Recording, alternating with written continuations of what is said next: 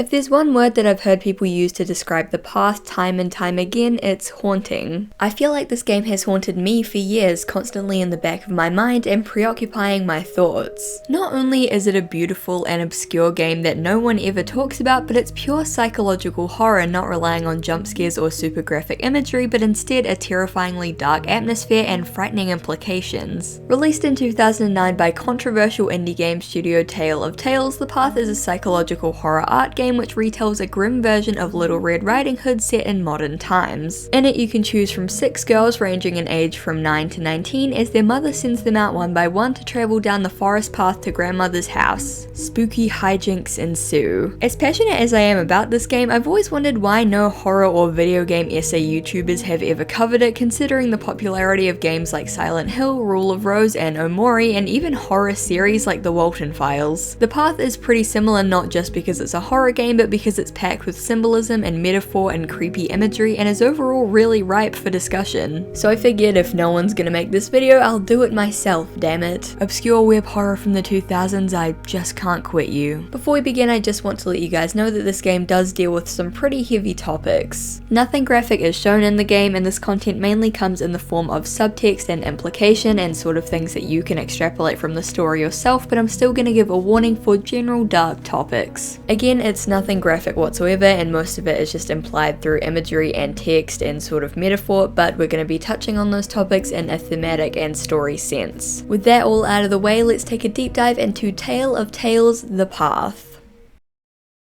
Before we get into things, I just want to give a huge thank you to Warm People for sponsoring this video. If you've been on my channel before, you know that I've worked with Warm People quite a few times now, and that's because they're really cool and the stuff they make is amazing. Warm People is a small business passionate about spooky and playfully dark vibes, and they're very quickly growing. Now, I've talked before about Warm People's amazing Sherpa blankets, which I literally still use daily, and their woven blankets, which you can see behind me, but they've actually recently branched out into enamel pins and hoodies. They've released 3 hoodies and 10 whole enamel pins, all with original and super aesthetic designs. I'm wearing the Soul Collector hoodie right now. The design is awesome and it's screen printed on, so the design is super clear, bright, and high quality. The hoodie itself is super comfortable and thick with a soft material both inside and out for those cold winter months. The enamel pins come in a huge range of really cool designs. I got the Good Boy and the Coffin pin because, you know, look at him, he's so cute and spooky. These pins are very high quality, they have nice shiny plating and sturdy backs, so they're a perfect addition to your jacket, bag, pinboard, or any other place you want to show them off. I've said it before and I'll say it again, Warm People is a super cool brand. The stuff they make is really up my alley. I love the aesthetic, it's all super high quality, and they're just really lovely, down to earth, and kind people. If you want to check out their wide range of blankets, socks, hoodies, and enamel pins, head to warmpeople.co and use code IZZY for 20% off your order. That's IZZY for 20% off. Also follow Warm People on Instagram to stay updated on their new releases. Thank you so much as always to Warm People for sponsoring this video. As I said, they're super cool, their stuff is awesome, so definitely go check them out, and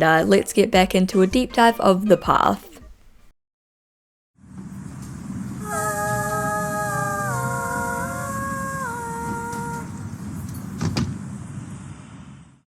Okay, so we can't really talk about The Path without talking about the brilliant yet very controversial game studio behind it, Tale of Tales. Tale of Tales, or TOT, is an indie game development studio comprised of Aurea Harvey and Michael Salmon. Founded in 2003, the studio began producing art in the form of video games, often featuring unconventional gameplay, non-linear storylines, and heavily stylized artistic elements. The studio was hugely innovative and a pioneer in the field of video games as art. Both Aurea and Michael trained and worked as artists before they began experimenting with video games, and this is pretty evident in the stuff that they make. Take for example their infamous Unity game The Graveyard, both mocked and praised for its pretentious artsiness. In it you walk this old lady to a bench, sit her down, and then leave. I'm kidding, obviously that's just the free trial version and there's more in the full version, of course. If you pay $6 for the full version, there's a chance every time that the old lady might die. Yeah, that's literally the only difference, and people fucking hated it. Not actually a game, more like an old woman dying at the cemetery while a French song plays simulator. These guys are seriously charging $5 for this garbage. When you look at the store page, you're not watching a trailer. That's the full walkthrough because that's literally all you can do. You walk in a straight line, sit on a bench, listen to a song with subtitles on, and walk the fuck out. Game over. They should give you €5 instead of charging you €5 to participate in this experience. I've played this game for hundreds of hours and it just never gets old. Poetry, art, experience. I do like that there are game developers out there that are experimenting with new things, but charging gullible consumers money to play what is essentially a postcard where you have to press the forward key for a few seconds to see it all is just dishonest and greedy. This is not a game. Some might consider it art, I consider it a money grab. The Graveyard was not the first or last game by Tale of Tales to be criticized and labeled as a lazy walking simulator made by two art school snobs. Most of TOT's games are considered to be more like interactive art experiences, focusing more on the art, atmosphere, and music than the mechanics or gameplay. My first experience with TOT was during my 13-year-old I have to play every single MMO and virtual world that exists phase, which is how I stumbled upon the Endless Forest. Young me was like, hell yeah, cool MMO where I can customize a deer and run around a forest and go on adventures, only to find out that the Endless Forest is this weird multiplayer art experience. Wander aimlessly around a forest, engage in boring activities like sleeping under a tree or swimming in a pond, and don't talk to anyone else because there's no chat system. Kid me was both creeped out by the forest and the weird man deer and disappointed that this wasn't like a 3D Animal Jam kind of deal, so I noped out pretty quick. All of their subsequent games faced similar criticism, but it wasn't until the release of their game Sunset in 2015 when shit really hit the fan. See, Tale of Tales existed for so long making these small experimental titles because they had funding from the Belgian government. Funding had started to run dry, so for the first time Tale of Tales had to shift into full commercial development and they desperately needed a hit. They studied AAA video game titles and added quote conventional controls, a 3-act structure, and well-defined activities to appeal to the gaming masses. They had funded the game through Kickstarter but ended up going $40,000 of a budget investing in PR and marketing for the game. And then after all of that research and investment and after finally bending to the will of Reddit gamers,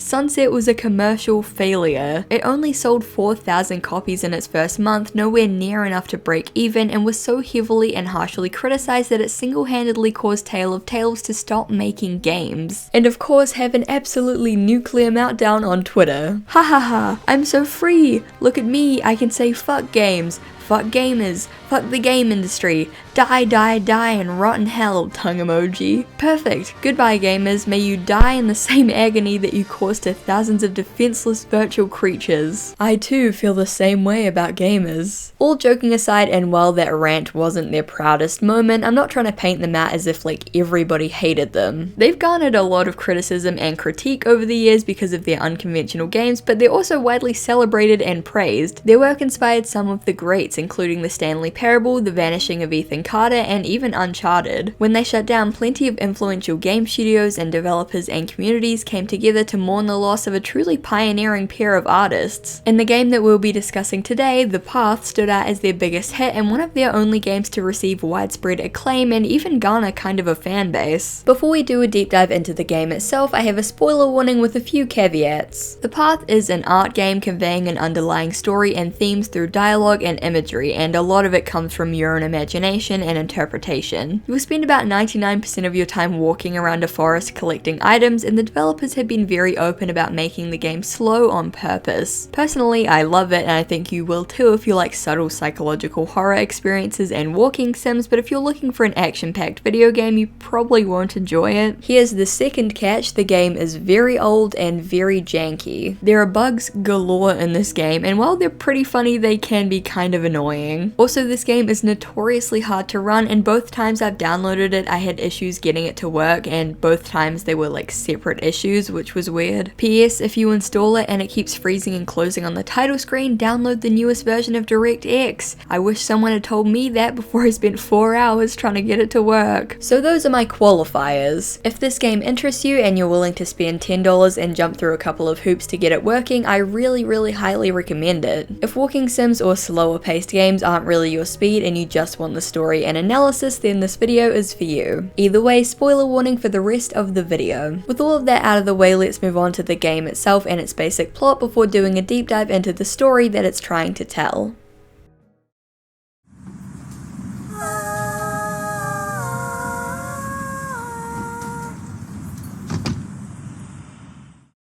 The Path by Tale of Tales is a psychological horror art game / walking simulator based on the fairy tale Red Riding Hood. The game opens in a small and very red apartment inhabited by 6 girls: Robin, Rose, Ginger, Ruby, Carmen, and Scarlet, and you get to pick who you want to play as. Instead of a tutorial or some kind of introductory cutscene, you get one simple instruction: go to grandmother's house and stay on the path. They also include a helpful map. Thanks. At this point, all you have to do is walk or run down the path to grandmother's house as the day gradually turns to evening. Once you arrive at the house and enter, the game switches from third-person controls to an on-rails first-person camera. You can look around slightly and move forward by pressing any key, which will move you in a short burst, so be prepared to spam the any key. You travel through grandma's vaguely creepy house into her super creepy room with a life-size stuffed wolf sitting there and a portrait of whichever girl you picked. You sit on the bed next to your terrifying grandma and the game ends. At this point, you get a ranked score of your run and you'll get a fail. Yeah, sorry to all the overachievers out there, but if you follow the game's instructions, you get an F. That's because to experience the actual game, you have to go off the path. While the path is bright, sunny, and safe, the forest is dark, foggy, and creepy. The music is ominous, creepy sound effects are abundant, and once you leave the path, good luck finding it again, buddy, because you literally can't. Once you go out of view of the path, it disappears off the map forever and is replaced with an endless looping forest.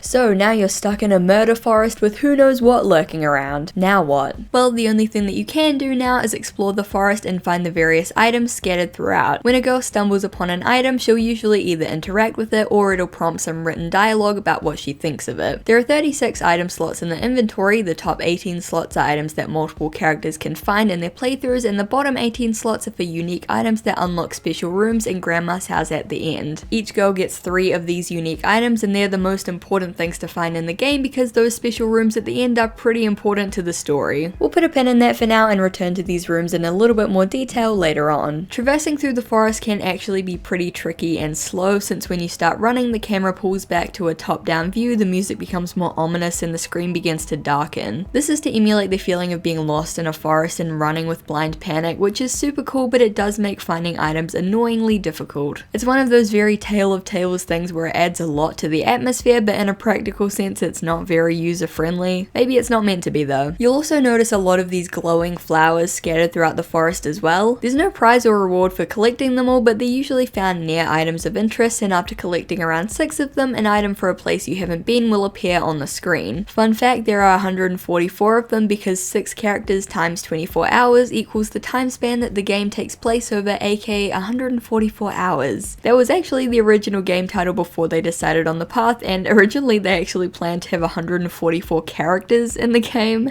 Obviously that idea got scrapped. Another thing you'll note as I'm playing the footage in the background is that a mysterious girl wearing a white dress, referred to as the girl in white, will often approach you in the forest, playing clapping games, cartwheeling, hiding in tents, and generally playing around. If you approach her, she'll take you by the hand and lead you back to the path, where she'll hug you and watch to make sure you don't go back into the forest. It's notable that if you stand still for a long time, your character will stop standing confidently and begin to look frightened or even cry. Stand like this for long enough and the girl in white will come to you and lead you back. By the way, be prepared to jump in your seat when you're soaking up the ambiance of this creepy ass forest and suddenly a figure starts sprinting out of nowhere. Though most of the forest is a grey mess of fog, trees and foliage, making it incredibly easy to get lost and go in circles, there are actually 6 unique locations within: the abandoned playground, the campsite, the field of flowers, the misty lake, the old cemetery, and the ruined theatre. And it's in these strange out of place locations that each girl meets her wolf. It is Little Red Riding Hood after all, and true to the fairy tale, each character in the path has her own personalized wolf, from a fleshy cloud creature to a charming young man to an actual werewolf. Again, we'll put a pin in it. After each girl interacts with her wolf, an ominous cutscene will play before the screen goes black and cuts to their crumpled bodies in front of Grandma's house. Thankfully they do get up, but they look injured and in pain as they slowly stagger towards the house. This section only lasts a few minutes at most, but it's one of the creepiest parts of a game I've ever played. Just Ugh, the imagery here is just so creepy. Once inside the house, and assuming that you found all 3 unique items, you travel through what is essentially each girl's personal hell with extremely disorientating, unnatural, and creepy imagery. From impossible room layouts to floods and storms to moving walls and objects, the game turns the boring if not slightly creepy on-rails house section into trippy nightmare fuel. Once you reach the final room, you get knocked to the ground, everything goes dark, and an assortment of creepy abstract images flash on screen relating to the character and their fate at the hands of the wolf. You then get a grade and good luck getting higher than a B, because I've played this like 3 times through and have never come close to an A, and I've never seen any screenshots of anyone getting an A, and I don't even know if it's possible. The good news though is that your run was a success. Congratulations. Back at the apartment, the girl you just played as will be missing, and you can proceed to play through the rest of the characters. Once all 6 Riding Hoods are gone, you can play an epilogue as the girl in white, who has no dialogue and nothing to say about any of the items. She can however access all 6 areas in the forest, find the path by herself without it noping out of existence, and also it's raining for some reason. This section does have story significance, but in a more practical sense it's a good time to pick up any items you missed during your playthrough and collect the rest of the flowers if you like pointless collectibles. Once the girl in white reaches the house, she'll go through each girl's final room before entering Grandma's bedroom with a lovely little portrait hanging up there, and fade to black. Back in the apartment stands the girl in white, now covered in blood, before all of the girls gradually come back inside the room and resume their usual places. And that's the path. So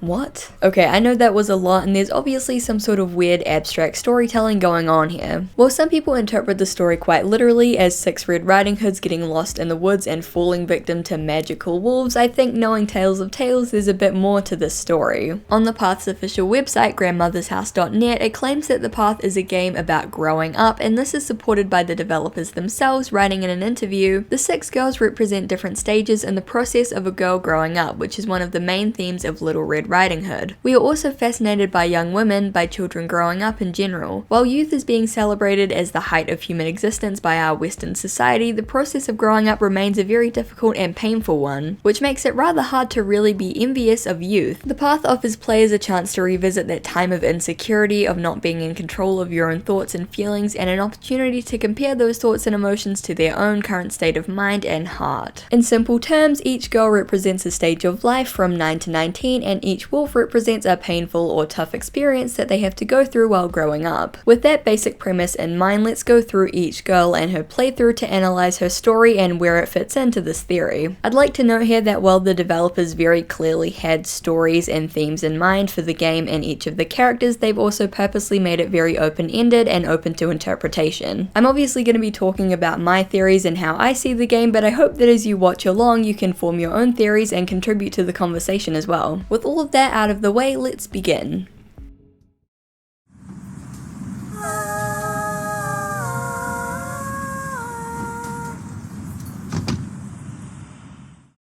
Robin is 9 years old, a very lively child. She enjoys playing in the forest, only on the path of course. Mother tells her never to go into the woods. She never says why. Robin thinks there may be fun things to play with in the forest. She sometimes hears the creaking sound of what seems to be a swing, or the howl of a wolf in the distance. Robin likes wolves. They're her favourite kind of animal. Robin, also known as Kid Red, is the younger sister and by far the most faithful depiction of Little Red Riding Hood. Like most 9-year-olds, she loves animals, exploring nature, and playing with friends, and she has a very innocent and childlike view of the world. Robin's wolf is found at the old abandoned cemetery, decorated with crumbling headstones, a gnarled dead tree, and 6 freshly dug graves, not ominous at all or anything. Robin's wolf is unique in that it's an actual literal wolf, or rather a werewolf man thing. When Robin approaches the wolf, instead of running for her life, she jumps on its back, causing it to growl ferociously and try to shake her off. Finally, it stops running and stands on its hind legs, carrying a limp Robin to the top of the hill, where it howls, and we fade to black. Once Robin wakes up on the path and makes her way into Grandma's house, we're treated to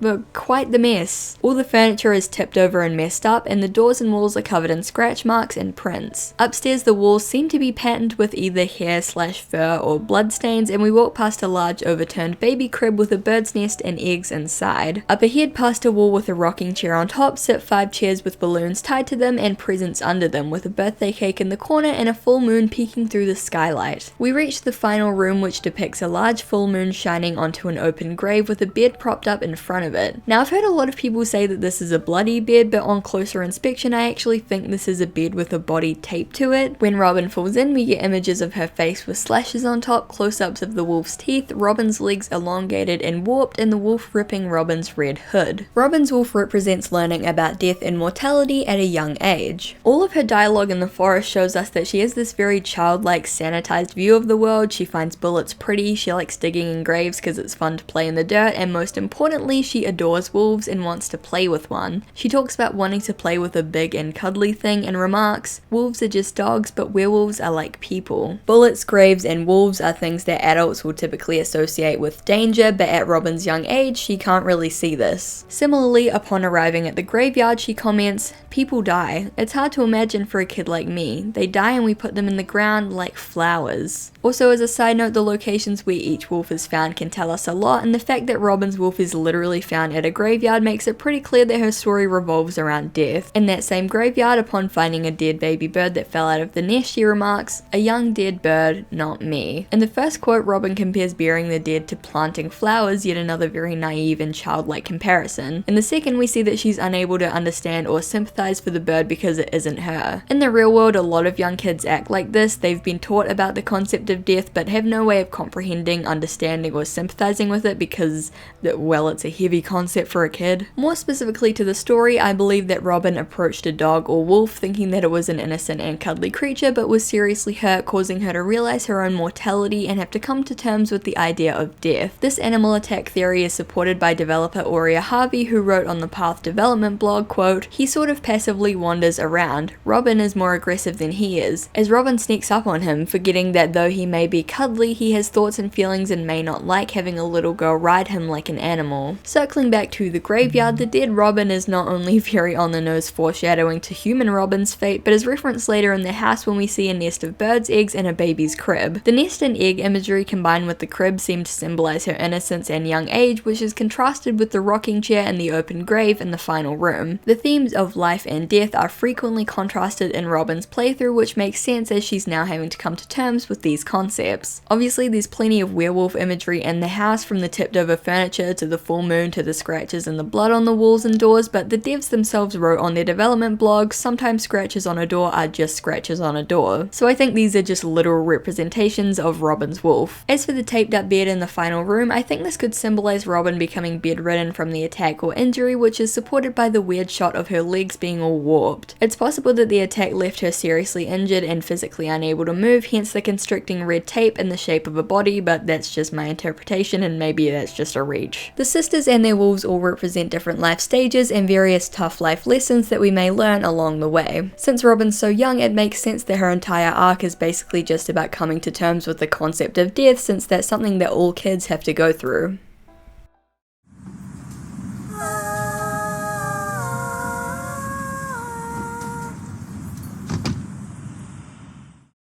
Rose is mature for her age, but there is a certain air of innocence about her that is charming and disconcerting at the same time. Barely a teenager, Rose is 11, she's discovering the world around her with fresh eyes, and all is beautiful. The wind in the trees, the birds in the air, the flowers along the path. Rose is taking it in voraciously, so much so that she will defend even nature's smallest creatures against anyone who might wish them harm. But who will protect sweet Rose herself when she's lured off the path, with a promise of unearthly bliss, of light and abundance where no sun will ever shine? You're just a little girl, Rose, just a fragile little girl. Rose, also known as Innocent Red, is 11 years old and very passionate about nature and animals. She sees life as beautiful and seems to have this very poetic, dreamy view about life. Rose's wolf is found in the Misty Lake, a huge mass of rainy swampland covered in a thick mist. After she gets in a very dodgy looking rowboat and rows out into the lake, she finds her wolf in the form of this nightmarish, fleshy cloud man. He begins spinning around and Rose, fascinated and awestruck, stands up to meet him. She begins to float as they spin around before we fade to black. Rose wakes up looking not so great and makes her way into Grandma's house. Inside the house it's raining and thundering, and the first unique room comes in the form of a bright red bathroom which begins to stretch on as we make our way through it. There's a desk with a birdcage hanging over it and a long hallway of doors which begins to flood with dirty water. We're then submerged in a flooded greenhouse filled with plants before entering a very blinding white hallway to the final room. The final room contains pieces of a broken bed flying around in a tornado with mist filling the room. We're lifted up, spun around a bit, and then we're out. The final images contain depictions of the cloud wolf, Rose's arm, a bunch of roses in a weird unnatural pose, and the whatever this is. I'm gonna be honest, I really struggled with Rose's story more than any of the other girls, and when I've seen other people doing their own interpretations, they're all very different and mixed, so she's definitely the most contentious of the sisters. I believe that Rose's wolf represents learning about the dangers of the world. Okay, so I know that sounds pretty much identical to Robin's whole thing, but let me explain. While Robin's arc is about learning about the concept of death as a young child, I think Rose's arc is about learning that the world isn't always a beautiful and kind place, and life can often be chaotic and cruel. As we venture through the forest as Rose, we see that she's very responsible and has a very strong set of morals, always determined to do the right thing. When inspecting the wine, she hopes that her grandmother doesn't drink too much. When inspecting the knife, she takes it so no one will get hurt, and she frequently talks about animals and wanting to protect them. Basically, she's the goodest of the good, seeing beauty in everything and believing that the world is inherently a good and kind place. In this way, she sees the world kind of in black and white, and the best example of this is when she finds a dead robin. She says, "The poor thing, what evil powers tormented this creature?" Rose sees this dead bird and thinks that this could only be the doing of some evil, malevolent power rather than the fact that animals die all the time. She's not used to seeing the world as a complex mix of good and bad and fair and unfair, instead seeing things plainly as either good or evil. Themes of innocence versus maturity are also really common in Rose's story. In the blurb, she's praised as being mature for her age, she speaks and dresses like a wise old soul, and even Ginger makes a comment on the grandmother's house website about how old Rose seems. I think a lot of kids are told at a young age that they're really intelligent or mature for their age, and they end up internalizing that and then growing up and realizing that they didn't actually know shit. Despite how often everyone talks about Rose being mature or old, she's shown to be extremely naive. When finding a dirty hypodermic needle in the forest, she says, "Somebody is sick. Where are they now? Perhaps they need their medicine." When finding treasure, which Scarlet later says is obviously fake, she claims she's gonna give it to those in need. She sees this creepy misty swamp lake and makes an enthusiastic comment about welcoming the clouds onto Earth before getting in a ramshackle boat and rowing out there like a dingus. Her blurb even makes 2 comments reiterating how she's just a little girl. It's clear that while Rose and the adults around her might think that she's wise and responsible, at the end of the day she's just an 11-year-old kid. Instead of seeing a misty, rainy swamp and a very unsafe boat as a potential danger or safety hazard, she sees them as being beautiful and an exciting opportunity for adventure, trusting that the world will be good and won't harm her. Her wolf encounter is about learning that the opposite is true, that the world and specifically nature can be chaotic and violent. More specifically to her story, I think that it played out more or less like it did in the game. Maybe she went out onto a lake or a swamp in bad weather conditions and nearly drowned, bringing her to the sobering realization that nature and animals and life itself can be chaotic. This is sort of reinforced by the theme of water throughout her run, from the swamp itself to items like the bathtub and well to the thunder and rain flooding Grandma's house. I think the flooded greenhouse room is meant to represent how her very idyllic and peaceful view of nature has been turned upside down by this new realization. My theories stop there though, because as for the rest of Rose's house, I have no idea. The long bathroom hallway, no idea. The desk and birdcage, no idea. The huge checkered room lined with doors, no idea. Some people have proposed the idea that Rose's arc is about religion or spirituality, considering how often she brings up floating or flying in that one comment about evil powers. Even Rose's blurb is filled with kind of weird spiritual sounding descriptions. I can definitely see those connections, but I'm still pretty much unsure about her whole arc, so I'd be interested to hear what you guys think.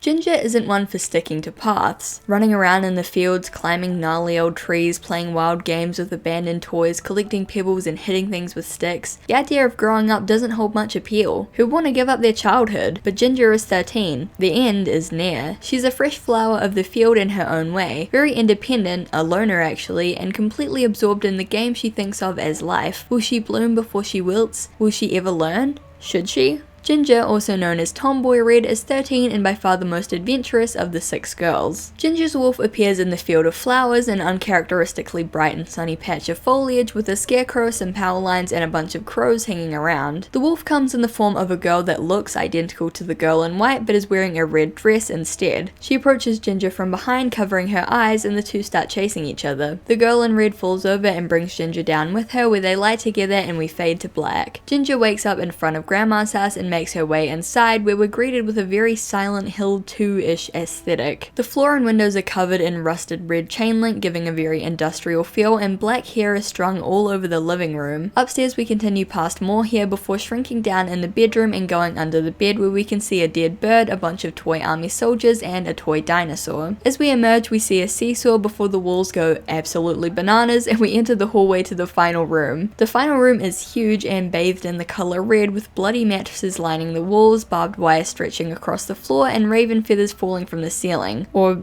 I don't know, crow feathers, peacock feathers? They're blue feathers. Ginger's final images flash by, including an image of the girl in red with barbed wire overlaying her hands, Ginger's clenched knees with barbed wire over them, Ginger's warped neck, a close-up of the girl in red, and Ginger's flailing arms. End scene. Now, Ginger's path can be read in quite a different number of ways. Unlike most of the other wolves, the girl in red doesn't look creepy or dangerous, and Ginger's encounter is the only one framed in a very positive light. The field of flowers is beautiful and brightly lit, and the two girls seem to be having fun playing together, so why does Ginger then wake up in a mess in front of Grandma's house? Well, Ginger's wolf represents womanhood and the physical changes that come with growing into a young woman, more specifically stuff like periods. I know that sounds really weird, but let me go over a few key points. In Grandmother's house, the final room is literally covered in bloodstained mattresses, and the recurring theme of barbed wire and industrial rust might be trying to convey how uncomfortable Ginger feels in her changing body, or just how painful periods are in general. One of the final images is of Ginger's knees clenched with barbed wire overlaid on top, reinforcing this period imagery. There's also Ginger's wolf, the girl in red. No, not that girl in red. If the girl in white represents innocence and purity by trying to lead the girls back to the path, the girl in red represents the opposite. Her dress is bright red and her ponytails are flipped upwards almost to look like horns. In the field of flowers, she sneaks up on Ginger from behind and surprises her, much like how puberty itself can be an unexpected and unwanted surprise for a 13-year-old like Ginger. The field of flowers itself is important, as when discussing a girl growing up, people often say like,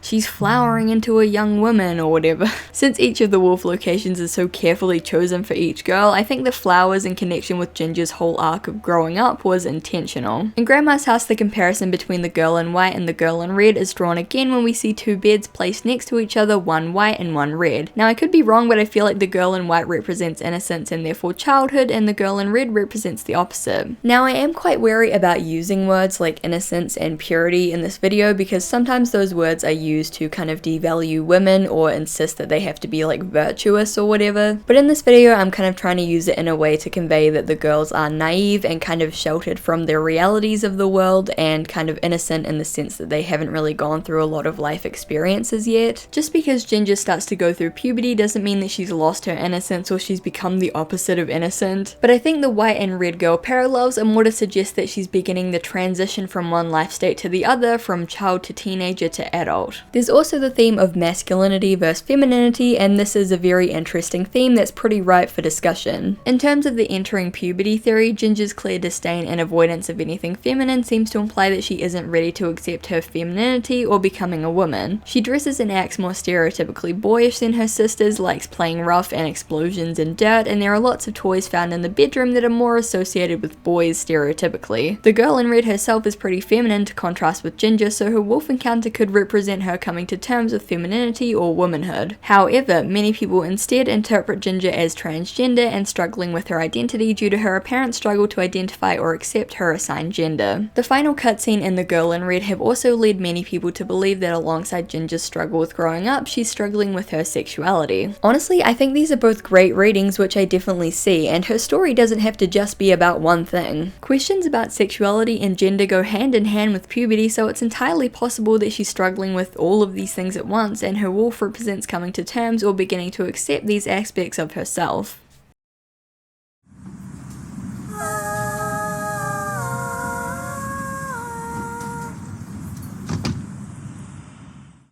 The other girls call her goth. It's one way of killing people, stereotyping them, putting them in a box and throwing it away. But there's more to Ruby than meets the eye. A young lady by now, 15 years of age, life has opened up to her as a rotting flower of corruption. She can see through it all but remains an enigma herself. When asked about her leg brace, Ruby says she's in pain, but she doesn't specify where it hurts. Ruby does not long for death. She takes a perverse pleasure in observing the extreme decay of adult society, but what will happen when she ceases to be a witch witness and becomes a participant instead. Ruby, known as Goth Red, is 15 and the fan favorite character. I think she might be the developer's favorite character too, both being the first character they created for the game and the literal poster child for it. Ruby is the stereotypical depressed goth with a pessimistic outlook on life and a fascination with death and decay. Ruby's wolf is found at the abandoned playground in the form of Charming Wolf, a young man with blonde hair dressed all in black. When we first meet him, he's dragging a very suspicious looking rug across the playground, and when Ruby interacts with him, he offers her a cigarette. She shyly accepts, coughing at first before becoming more accustomed to it. We fade to black as they sit together on the playground bench smoking with the sound of a car engine playing in the background. Ruby wakes up in front of grandmother's house in a very unnatural position, with her leg brace blending into the bridge so much that it almost looks like she just has one leg. Once we get inside grandma's house, we see that the entire place is glowing in neon colors, and I've gone over this footage like 20 times and I'm not 100% sure, but I think those are beer cans under the table. There's also a knife on the table and beer cans in the fridge. Upstairs, the room is filled with black smoke and the unmistakable sound of a car engine as we enter a stretching neon blue hallway filled with school lockers which flips sideways. We then enter through a door into a huge school gymnasium with car tire marks all over the walls. We enter into a bird cage which swings wildly around and crashes down onto the gym floor. Also nice touch, the school sports team is called the Wolves. We see a crash car fuming before entering a smoky hallway filled with engine parts and machinery which then begins to rumble like a car engine. In the final room, we see the walls are speckled with a rotten dark red and black color, a large sheet of metal overhead rumbles like a car, and a bed sits on a carousel with a huge piece of metal splitting it in two. Ruby's final images contain depictions of her face shattered like a porcelain doll, her body lying on the ground, Charming Wolf's arm, and a picture of her body with all but her leg brace obscured. There is like a lot going on in Ruby's story, but I think her wolf represents self-destructive behavior and mental health, more specifically depression. I think Ruby was suffering from depression for many years, and because she didn't care about her own well-being, she ended up falling in with a bad crowd and engaging in self-destructive behavior like drinking and drugs. This culminated in a car crash which left her disabled and spiraling into an even deeper pit of depression. So let's look at Ruby's wolf. The Charming Wolf is a symbol of self-destructive behavior. When we first see him, he's dragging a body in a rug, foreshadowing how this self-destructive behavior will be the death of her if she doesn't change her ways. He also gives her a cigarette, which is significant for a number of reasons. Earlier in the game, Ruby remarks on wanting to try cigarettes since they shorten your life, and in the final images before her death, we see Charming Wolf's face and arm overlaid with images of cells evoking cancer imagery. That smoke filling grandma's house may not just be from a car, but maybe a cigarette. Him offering her a cigarette is just another way of showing how she's engaging in harmful behavior that may eventually get her killed. Charming Wolf also works well as a representation of peer pressure and falling in with the bad crowd, or maybe more specifically falling in with a bad boy. His name is Charming Wolf after all, and he seems to be able to charm her into trying a cigarette when she initially shies away from it. On the developer blog, Aurea Harvey wrote, quote, "I don't think it was the first time he and Ruby met at the playground either." Another important theme, and probably the most prominent imagery throughout her playthrough, is the theme of cars and Ruby's injury. One of Ruby's most recognizable features is her stark black leg brace, which she wears on one leg and seems to limp on. In Grandma's house, the gym is filled with swerving tire tracks and a crashed car, and a hallway is lined with engine parts and smoke which rumbles as if it were in a car. Ruby can also interact with a rusted car in the forest, saying, quote, "Engines and friends.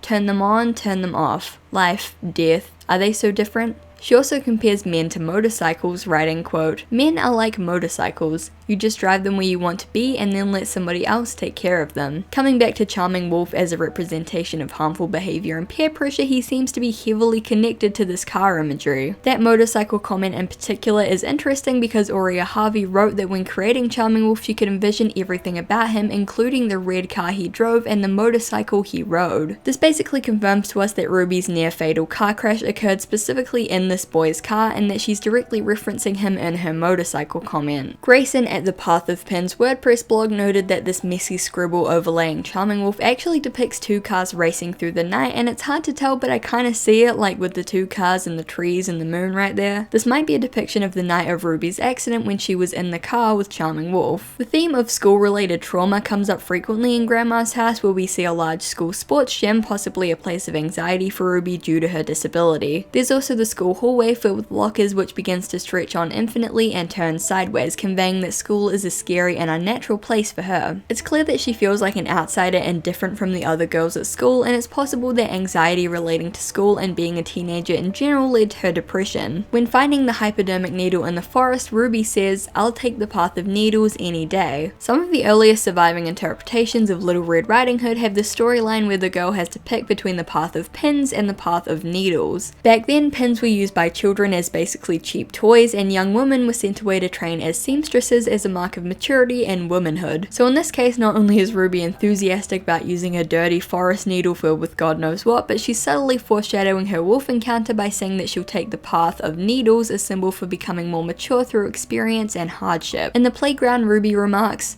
"There's such beauty in decay. Rust is lovelier than paint. I doubt old age will happen to me," pointing to the fact that she believes her life will be short and doesn't seem to care. There's also a fairly graphic description when she inspects the knife item, which I won't read out loud, but it suggests that despite her sarcastic and almost darkly humorous comments, she genuinely is suffering with these kinds of thoughts. It's also worth noting that despite being the most cynical and hardened of the sisters, Ruby's the only girl who start crying when standing alone in the forest for too long, showing her fragile emotional state. Part of her struggle seems to be navigating the limbo between childhood and adulthood, writing on her live journal blog, quote, "Why do grown-ups think young people should be happy and cheerful? And what are children, say under 10s, always so damn happy about? I possess knowledge that they don't yet and that older people seem to have forgotten. With knowledge comes sadness. The sun is shining. Can you believe it? But it's not like the happy yellow sun that my kid's sister always draws. It's an evil, sharp and bright sun like I imagine would shine after global nuclear destruction." This shows her pessimistic outlook and reinforces how she feels like an outsider, not young enough to be blissfully ignorant of the dark aspects of life, but not old enough to cope with them. Essentially, she feels alienated and misunderstood like many teenagers her age do. To sum Ruby's story up, she felt like an outsider and struggled with her mental health, leading her into a depression. She stopped caring about her own well-being or the well-being of others, taking on an extremely pessimistic view of the world. She met a bad boy who encouraged this reckless behavior and introduced her to cigarettes, alcohol, and maybe even drugs, and eventually got her into a car accident. She obviously has a lot of trauma from this, given how often the theme of cars and car accidents show up. What Ruby's specific wolf encounter represents, though, is more of a mystery to me. Her accepting the cigarette seems to suggest that she's embracing the darkness, so to speak, and will continue to ramp up this self-destructive behavior. But with all of the other girls, their wolves can either be interpreted to be experiences that they learn and grow from, or just tough periods in their life, so her wolf could just represent depression in general. I'm really interested to hear your guys' interpretations for Ruby, since in particular her playthrough is filled with tons of different symbolism and lots of different interpretations.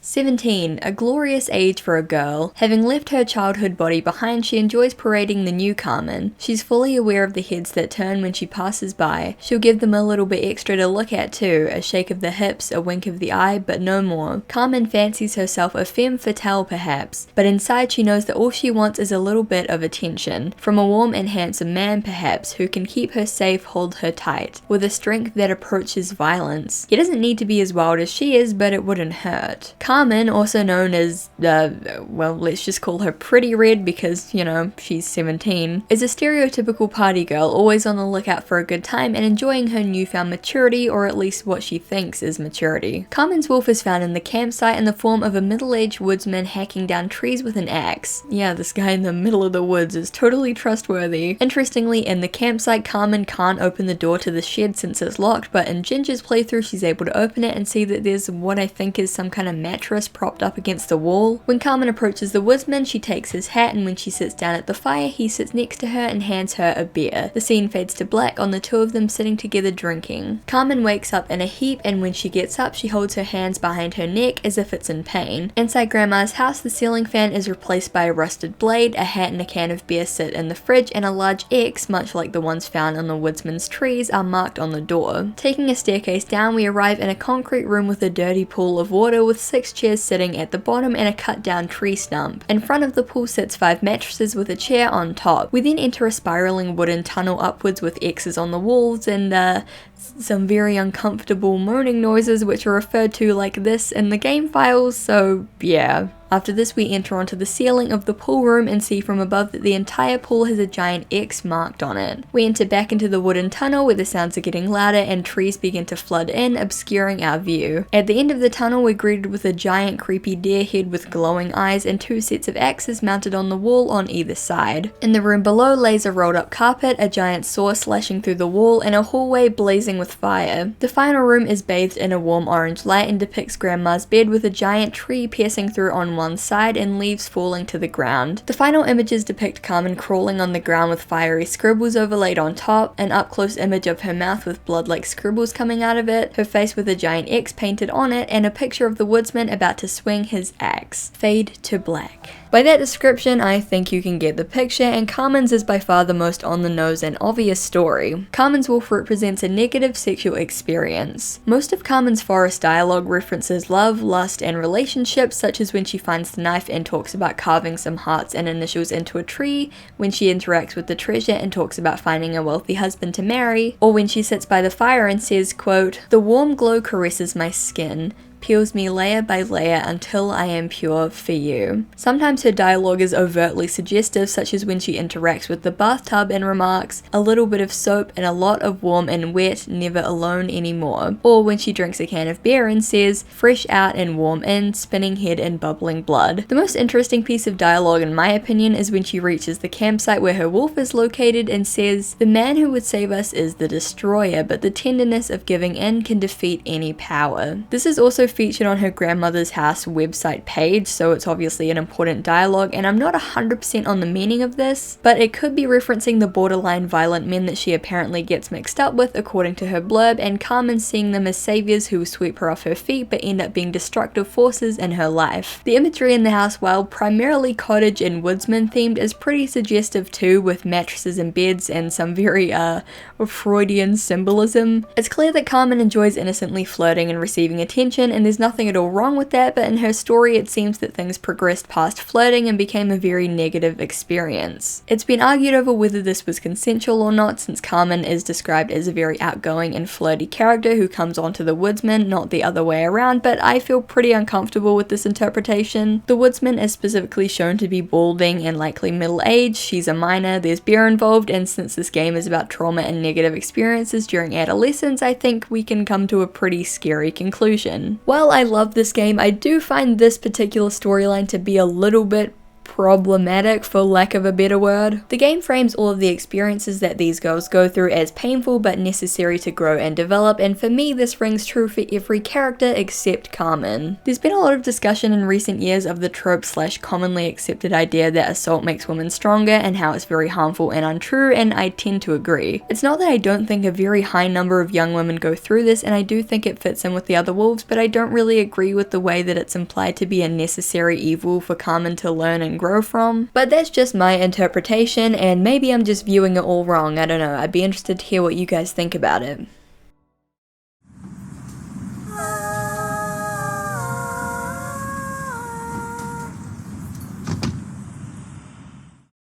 Scarlet is the oldest of the 6, the firstborn in a family with an invisible mother. Quite a responsibility, one that she faces with determination and a sense of duty and pride. She's 19 years of age. She should probably be enjoying what's left of her youth, but with 5 younger sisters, one more unruly than the other, somebody needs to maintain order and stability. Not that Scarlet doesn't wish to share the burden, or a moment of silence.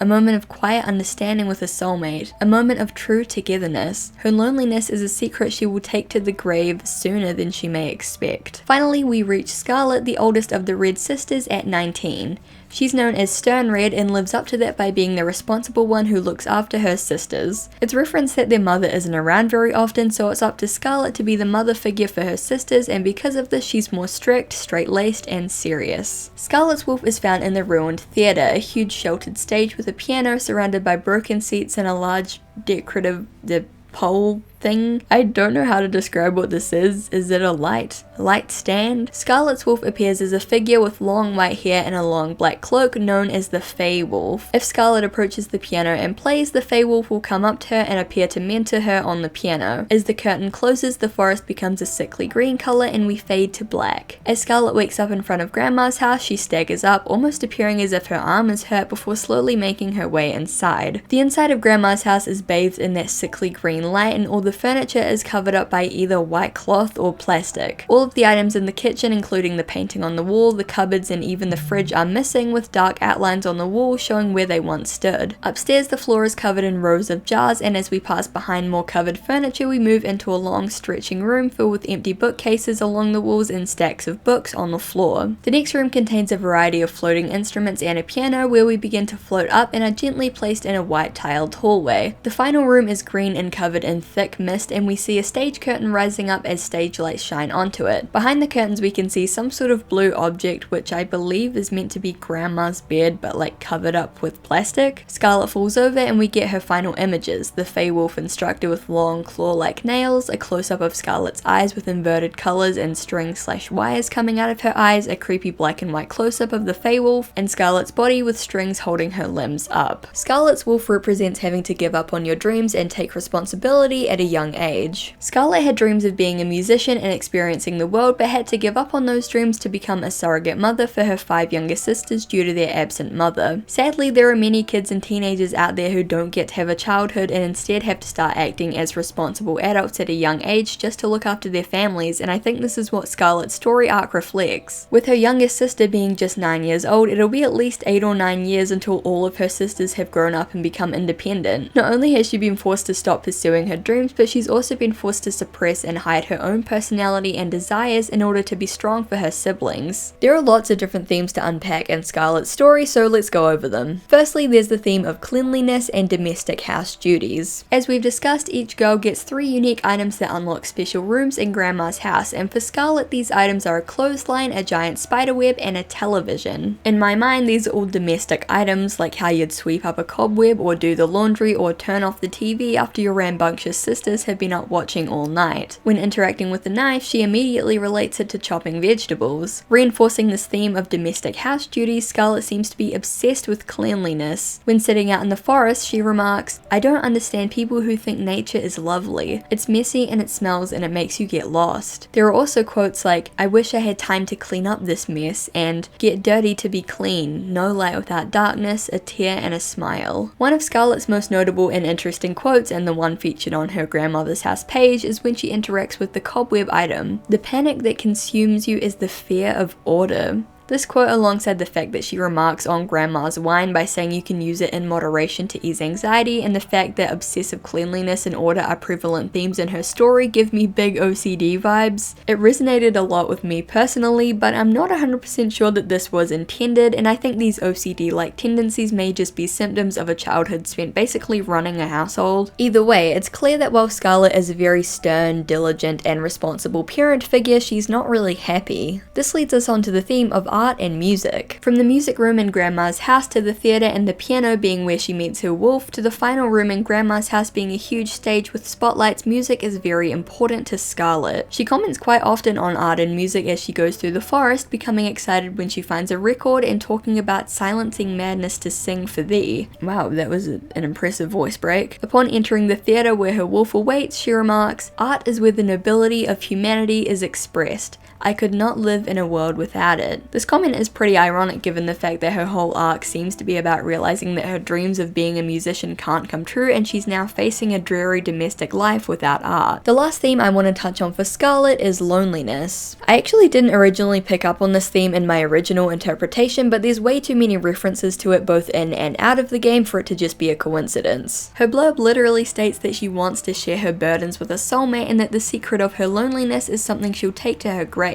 One of her quotes reads, "A serenade in the woods, Somebody is playing my song, long slim fingers gently caressing the keys of me. This is combined with the fact that on the grandmother's house website, Carmen writes, quote, Scarlet acts all grown up and stuff, but I know she only thinks of one thing. This all suggests that deep down Scarlet is a deeply unfulfilled and desperately lonely person, not only having to shelve her dreams of being independent and following her dreams, but having to hide and suppress her desires for companionship. She can't share these very normal adult feelings with her young sisters, and it's doubtful that she has any friends outside of her family. Upon finding a creepy mask at the theatre, she comments, "Everybody hides their true face. That's probably for the best." For most of her adolescent life, Scarlet has been wearing a mask and putting on a brave face for her sisters, unable to show who she truly is and what she truly wants. This is reinforced by her final images in grandmother's house, where it looks like she's a puppet on a string and basically feels like her life isn't hers and she's unable to live her truth. Scarlet's wolf is called the Fey Wolf, and in folklore, Fey are mischievous forest-dwelling spirits who are known for their deception and trickery. In this way, I think Scarlet's wolf ironically represents all the things that she can't have. The theatre stage represents the career or even education she wanted, the piano represents her passion for art and music, and the Fey Wolf represents some kind of music tutor or even romantic interest. The curtain closes on the scene and it turns a very sickly green, a reflection of the Fey Wolf's trickery and how the seemingly perfect scene is all just an unachievable fantasy for Scarlet. Now, to be honest, that's a very downer interpretation. It's entirely possible that this is just how Scarlet feels in the moment, and maybe her wolf is just that very young adult thing of feeling like your life is over and your dreams will never come true. Maybe in reality she'll eventually be able to balance her life and start pursuing her dreams, or at least things that she's personally interested in. Whether you think that Scarlet's wolf is just a temporary teenage funk or a depressing end to all of her hopes and dreams, you can't deny that I've been talking about this character for way too long at this point. Now that we've finally covered all 6 girls, let's move on to the general themes of the game.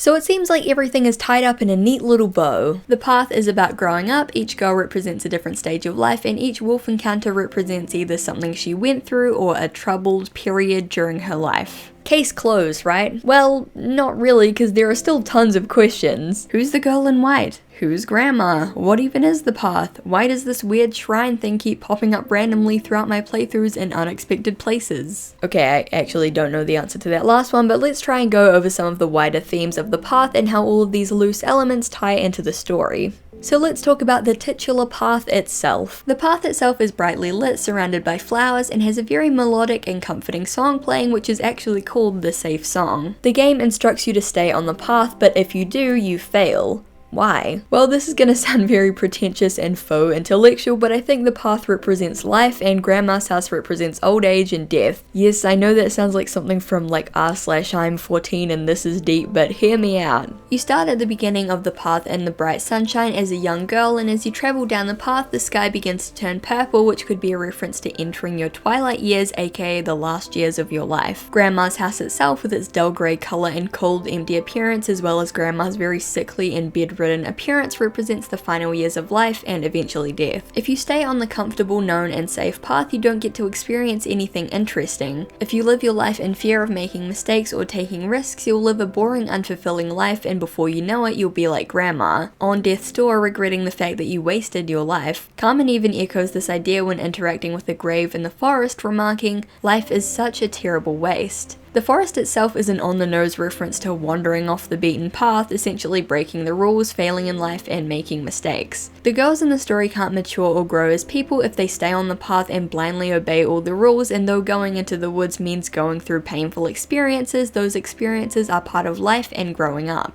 The girl in white symbolizes innocence. She plays and skips around, cartwheels, hides behind trees, and holds the girl's hands, all very childlike and innocent behavior, and combined with her pure white dress, I think the symbolism of innocence is pretty obvious. She's constantly trying to lead the girls back to the safety of the path in an attempt to keep them safe from the dangers of the world. However, as we know, going straight to grandmother's house results in a failure, as the girls didn't take any risks or grow as people. While she obviously represents innocence as a concept, she could also represent well-intentioned friends friends or family who want to protect the girls from the harsh realities of the world but must eventually let them make their own mistakes. The game seems pretty clear in its idea that pain and hardship, whether that be physical, emotional, mental, or spiritual, is necessary for growth. Whether that's something that you personally believe is up to you, but it seems to be the intended moral of the game. In terms of the epilogue where you play as the girl in white, this represents the girl's innocence and naivety being damaged. After she travels through all 6 final rooms in Grandma's house, representing 6 different traumatic experiences at 6 different stages of life, she emerges into the red apartment covered in blood. To me, the fact that her pure white dress is now covered in red is clear symbolism that their once naive and childlike worldview has been put through the ringer. It's important to note that the girl in white is still there though. Yeah, she's a little bit worse for wear, but despite what they've gone through, a bit of their past self still remains. As the girl in white leaves and all of the girls flood back in, it's showing us that despite the tough things they've been through, they all came out okay in the end, changed forever as people, but ultimately having learned and grown from the experience. Now, Grandma is a whole other can of beans. We only ever see the grandma when we go down the path or through the forest without meeting our wolf, which in this whole metaphor is an event that makes us learn and grow. If the path represents life and Grandma's house represents old age and death, it stands to reason that Grandma herself embodies these themes. When we sit with her, it's hard to even tell if she's alive with her pale skin and stiff bedridden appearance, so it makes sense that she's basically just a visual representation of death and a life wasted.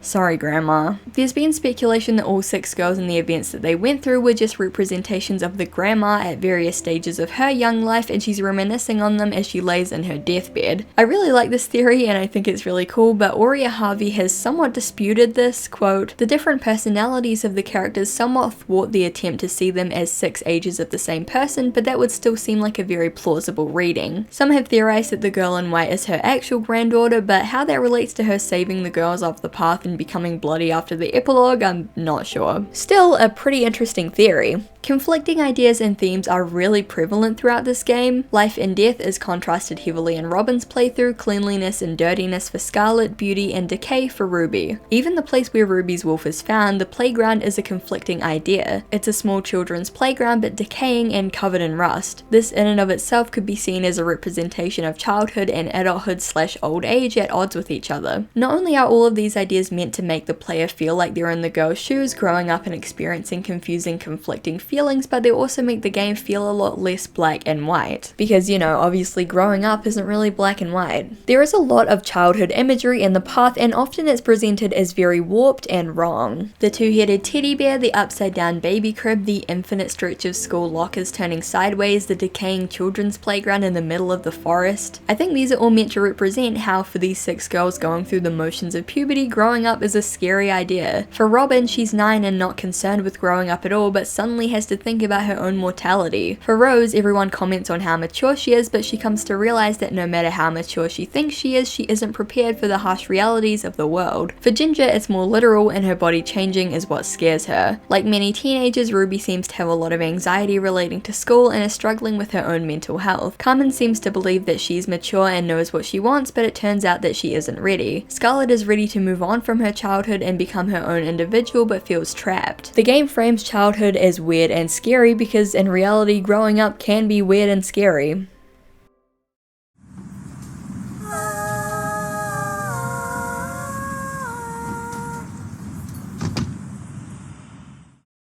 Okay, before we wrap everything up, let me quickly rant about how beautiful the path is. I've actually seen a lot of reviews calling the graphics of the path clunky and primitive, but in my opinion, it's honestly one of the most beautiful games I've ever played. I could literally rave about how this game looks all day. The developers wanted to achieve a PlayStation 2 look with their game, and I think they really hit the nail on the head, but they also added so much more to it. When interacting with objects or walking around the forest, images and text overlay the screen, inspired by the glitches and discoloration that occur with photography and film. The game design itself is a masterclass in minimalist game design featuring no on-screen health bars, buttons, or indicators. The only information you get comes in the form of small scribbly doodles that appear at the sides of the screen and direct you towards locations of interest. The white swirls show where the girl in white is, the paw prints show where the wolf is, and the black peacock patterns show where the house is if you're able to access the path. When you run, not only does the camera pull back and darken to emulate the feeling of running in a panic, but the music becomes distorted distorted and metallic scraping sounds and growling can be heard. If you stop for too long in grandmother's house, the screen similarly darkens and small doodles of various objects begin flashing on the screen, accompanied by growling. One thing I absolutely love about the path is its use of color. A lot of horror games rely on very dark, muted colors to make the game creepy and atmospheric, but the path does the opposite. The forest itself is dark and grey, but once you enter a special location, the lighting completely changes, becoming overly saturated and bright. The graveyard bathed in harsh red light, the theatre brightly lit and sunny, the campsite warm and inviting before turning stark black and purple. Grandmother's house is filled with colour too, from Ruby's neon house of nightmares to Carmen's sunny and warmly lit cottage to Rose's blinding white house of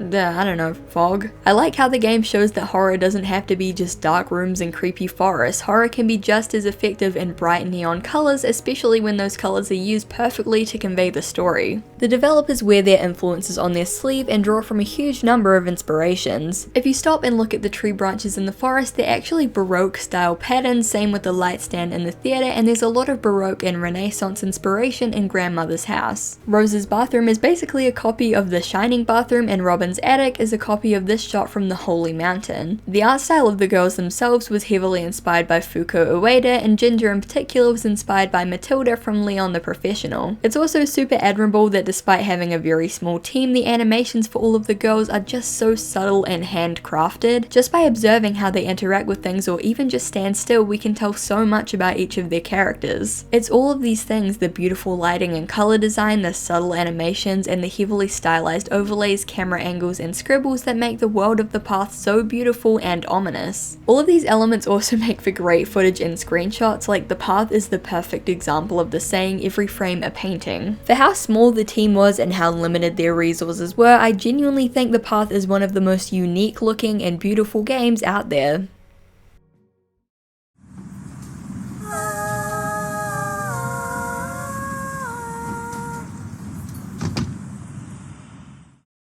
The Path is a great game for many reasons, but my favourite thing about it is how vague and open to interpretation it is. I know not everyone is a fan of these figure out the story yourself games, but for people like me who can't get enough of analysis videos and love these kinds of metaphorical, symbolic stories because of all the theories you can come up with, The Path is perfect. As Uriah Harvey wrote, imagination is a vital skill any player needs to have and use. I also love the game because of how weirdly relatable it is. The developers specifically stated that they made this game with the female experience in mind, and that's pretty obvious with all the themes, but I think this game can be relatable to anyone. Even if you don't identify as female, childhood and growing up are universal experiences, and maybe you relate to one or more of the Red sisters and their struggles. I know that I found myself identifying a lot with some of the characters and themes in this game, and it's rare to see a game tackle such a wide variety of heavy subjects with such nuance and realism. As I mentioned though, the game definitely doesn't always hit the mark, and there are a few concepts and themes which feel a bit on the nose or outdated, but for a relatively cheap and small indie project from 2009, it's understandable. The Path is a clear labour of love, and the inspiration, artistic brilliance, and passion is very clear to see. I've said like 20 times in this video that I want to hear people's interpretations and to chime in, and that's because I'm genuinely interested. Like, this game is ripe for discussion. Regardless of how you feel about Tale of Tales or The Path itself, you can't deny that they took a huge risk and made something they were genuinely passionate about, and that's more than you can say for a lot of mainstream games these days. No offense to Ubisoft or whatever. To sum it up, The Path is a very cool old game about the highs and lows of college football.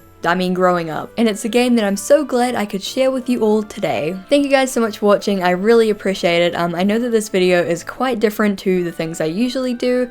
It's more of sort of an analysis or theory thing, and it's a lot of my personal opinion and views on it. Which is a little bit different from what I usually do, but I really enjoyed making that video on Luna Game and Max 2019, which are both very like obscure kind of horror web things, so I feel like The Path kind of fit the brief in that regard, and hopefully this is something that you guys are interested in and enjoyed. I don't know if this is something that people are interested in or are going to enjoy, but you know, sometimes you gotta just let loose and talk about something you're really passionate about for like 4 hours straight. But yeah, thank you guys so much for watching. If you did watch it all the way through, thank you so much. Yeah, thank you for supporting me, thank you for watching my stuff, and I hope to see you in the next one. Bye! A huge thank you to my Garfield overlords over on Patreon. Redmeth, Joe Bradshaw, Brianna Robinson, Arcantilus, Astrian Vortex, Dozo Blint, Helm Hamburger Hand, Jesse Chisholm, Kimono My Gyro, Sheriff Whiskey, Sophie Skidder, Defurby Librarian, Tyson, Missy Pendragon, Agarafin, Finley, Grip Gunderson, John Leach, Pom, Xavier Araujo, Lady Cerebellum, Charlie B, Simon, Jordan Nielsen, Dana Homegardner, Boysenberry Switchblade, SHSL Sunsun, Chicory, Doug, Trebizonde, Samsung Account, and Anne Ginkgo Fox. Thank you guys so much for supporting me, it means the world to me. If you want to join these guys over on Patreon, head to the link in the description, and I really hope to see you guys next time. Bye!